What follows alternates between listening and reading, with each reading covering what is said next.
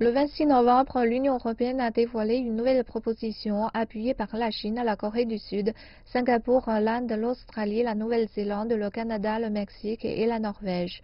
Les dispositions clés comprennent des étapes pour assurer l'achèvement de la procédure d'appel dans un délai de 90 jours, introduisent des réunions annuelles entre les membres de l'OMC et un organe d'appel.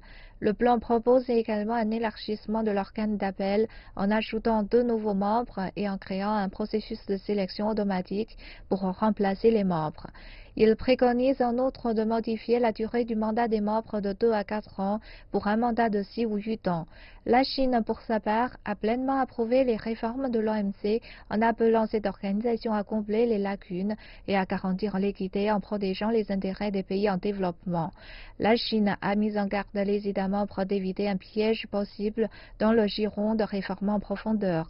Le problème a fait boule de neige lorsque le président des États-Unis, Donald Trump, a menacé de se retirer de l'organe de régulation du commerce mondial en bloquant la nomination de nouveaux juges, affirmant que Washington perd presque toutes les poursuites judiciaires à l'OMC. Mais un rapport de l'analyste Dan Ikenson montre que le pays a gagné près de 90% des cas lorsqu'il est en position de plaignant.